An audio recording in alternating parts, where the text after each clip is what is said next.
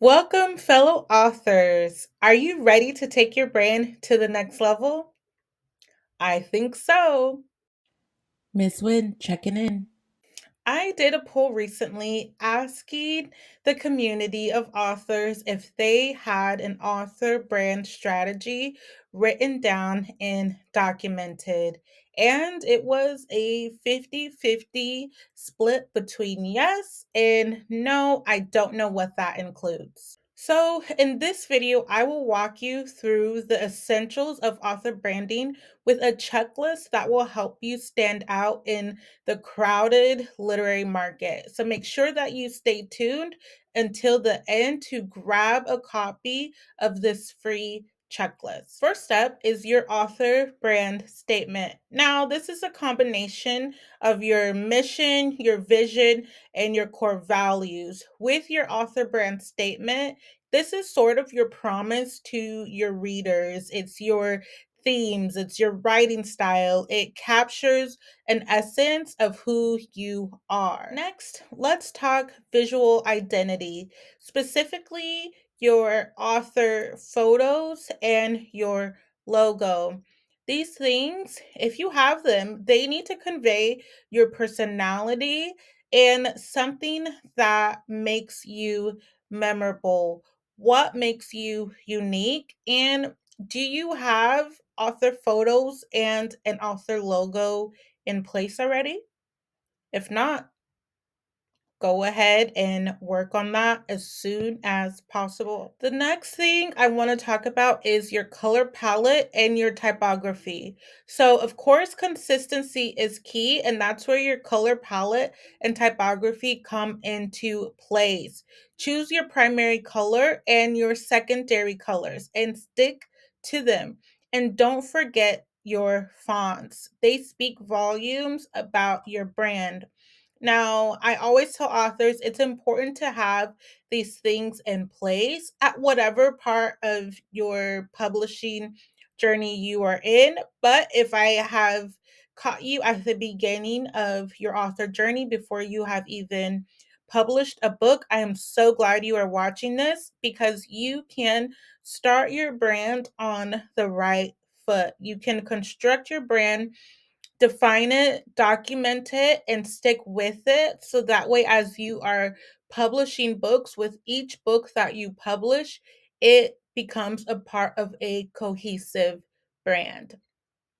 Now, if you're thinking, well, I've published several books already and I have not documented a brand, I don't have a color palette, I don't have a specific typography, it's never too late to go ahead and establish that and make that pivot and make that change. The next thing is your voice and tone. So, your voice and tone are a part of your brand's personality. Now, for some authors, this is just a simple mirror of their own personality, their own authenticity.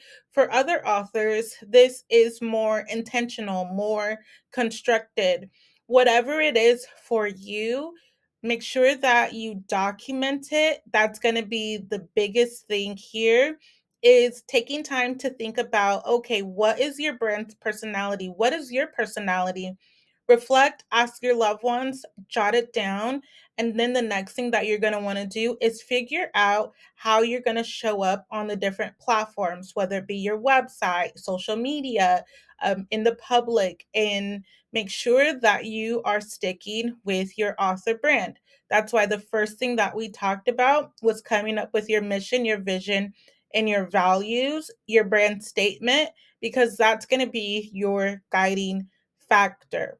So, knowing your brand personality, knowing who your brand is, and the way that your brand talks and sounds is going to be another key piece in creating your brand strategy. Now, the next thing that you're going to want to document is your target audience. Understanding your target audience is crucial, not only for branding and for marketing, even, but also for writing your book. If you're not sure about who you're talking to, then you can probably be experiencing some sort of writer's block in the near future, if not already. By defining who it is that you're talking about, knowing their demographics, knowing their interests, knowing their pain points and what they need is going to help you not only write books, but it's also going to help you with the content that you create. On that note, with your audience in mind, it's going to be time to plan your content strategy. Come up with some content pillars around the themes that are in your book. Your content pillars are going to help you stay consistent and stay organized when it comes time to show up on social media, show up on your website, and show up offline and in person. And so, having these things written down, knowing what your content pillars are, and even coming up with a content calendar, creating a content calendar is going to keep you in line and it's going to keep you consistent and it's going to make sure that you show up wherever you are showing up consistently and cohesive and in brand. And speaking of content, the next thing that we're going to focus on is your online presence. Your online presence is your digital storefront. This is where your readers and people in the community get to know you and get to meet you. And so, having a well designed author website and using your social media and showing up on these two places is going to be key. Also, do not underestimate the power of email marketing. How can you collect emails if you are not already online? Being active online is key. Which I also should mention this Thursday, June 20th, 2024 at 7:30 p.m. Eastern Standard Time, I will be going live here on YouTube talking about author websites. This is part 1 of a two-part series, so make sure that you save the date and plan to join me. By chance you are seeing this after that date, go ahead and check it out. I will leave the link in the description. Next is coming up with an engagement strategy. And if you've made it this far, then you are starting to see that each of these essential items builds off of the previous one. So now that you are posting content, now that you have an author website, now that you're on social media, the next thing to do is to be creating an engagement strategy. How are you going to build relationships with your readers? How are you going to foster a community online or offline? This step is about building a loyal fan base, but you have to address those previous steps that I talked about earlier before you get to this one. If you're not even online, if you don't have an author website, if you don't have a clear brand mapped out, if you don't have clear brand colors, brand aesthetic, those things are going to be important and you're going to want to start with number 1 and work your way through this step. The next thing is book covers and design. Your book covers and design should be consistent with your brand. They're the first impression for many readers and ensure they line with your brand identity. Again, that was the first thing, one of the first things that we talked about earlier on in this video. And so having that brand aesthetic decided and documented is going to be key. Your brand affects every part of your author business or even your author hobby, whether it's your goal to make a profit from your publishing endeavors or not. Having these things in place sets you up to be professional. It sets you up to be taken seriously. It sets you up to be able to amplify your message even further and reach your readers. And so make sure that you are implementing these steps into your author journey. The next part of your brand strategy is going to be collaborations and partnerships. By collaborating and partnering with other brands, potentially other authors, other publishing professionals, maybe a book publisher, maybe a bookstore, maybe a book reviewer, maybe a book blogger, maybe a booktuber, maybe a book talker. There's so many different collaborations and partnerships out there for authors. It's just going to be key that you have your brand in place as well. Most collaborators and most partners like to work with those that are on the same level, if not higher.